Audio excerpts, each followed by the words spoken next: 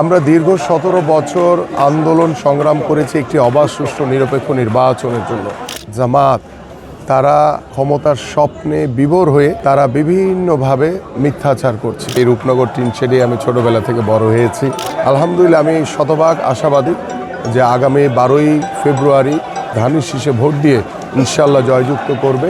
আমি যেখানে দাঁড়িয়ে আছি আমার এইখান থেকেই ছোটবেলা থেকে আমার পথ চলা। এই রূপনগর টিনশেডে আমি ছোটবেলা থেকে বড় হয়েছি, খেলাধুলা করেছি এবং আমি দীর্ঘদিন ধরে এলাকায় আমার চলাচল রয়েছে এবং আমাদের প্রত্যেকটি সাধারণ মানুষের সাথে আমার যে একটি আন্তরিকতা, একটি ভ্রাতৃত্ববোধ, একটি সহমর্মিতার যে জায়গা তৈরি আছে, আলহামদুলিল্লাহ আমি শতভাগ আশাবাদী যে আগামী ১২ই ফেব্রুয়ারি আমার এই এলাকার মানুষ আমাকে আমার প্রতীক ধানের শীষে ভোট দিয়ে ইনশাল্লাহ জয়যুক্ত করবে এবং আমার যেই পরিকল্পনাগুলো রয়েছে আমি আমার এলাকার মানুষের জন্য সেই পরিকল্পনাগুলো আমার আল্লাহর রহমতে অক্ষরে অক্ষরে বাস্তবায়ন করার চেষ্টা করব।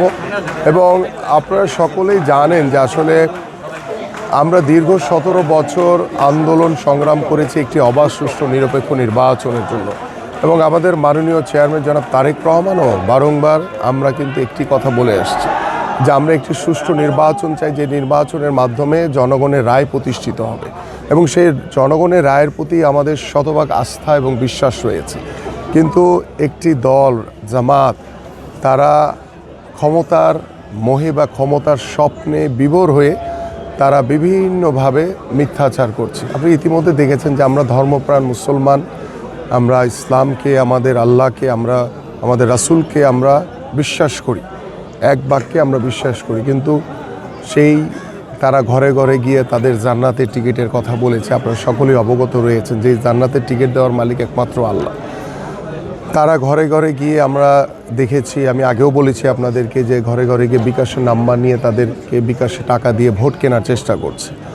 তারা এনআইডি নাম্বার নিয়ে তারা ভোট জাল করার অপচেষ্টা করছে। এই ধরনের বিষয়গুলো কিন্তু একদম প্রুভেন এবং সামনে ভিডিও ক্লিপ সহ এগুলো আমরা আনুষ্ঠানিকভাবে আমাদের কেন্দ্রীয় দপ্তরে জমা দেওয়া হয়েছে।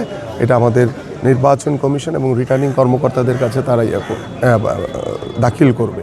এখন আমার কথা হচ্ছে যে আমরা একটি অবাধ সুষ্ঠু নিরপেক্ষ নির্বাচনের অপেক্ষা রয়েছে। এই সময় একটি দল এই ধরনের মিথ্যাচার অপপ্রচার করে বা মানুষকে বিভ্রান্তি করে একটি অস্থিতিশীল পরিবেশ তৈরি করার চেষ্টা করছে। বাট আমি আমার এলাকায় আলহামদুলিল্লাহ এখন পর্যন্ত আমরা সকল দলকেই আমি বিশ্বাস করি যে গণতান্ত্রিক অধিকার, তাদের প্রচার প্রচারণা করার অধিকার রয়েছে এবং সেই জায়গা থেকে আমি আমার প্রচারণা করছি, তারা তাদের প্রচারণা করছে, কিন্তু আমি আমার জায়গা থেকে চেষ্টা করছি শতভাগ আচরণবিধি মেনে যাতে আমার কোনো নেতা কর্মীরা যাতে কোনো রকম কোনো আচরণবিধি লঙ্ঘন না করে সে বিষয়ে আমি নিজে যেমন দৃষ্টি রাখছি এবং আমাদের নেতা কর্মীদের উদ্দেশ্যেও আমার কড়া নির্দেশনা দেওয়া রয়েছে। সো আই হোপ যে আল্লাহর রহমতে আমরা অপেক্ষমান যে একটি অবাধ সুষ্ঠু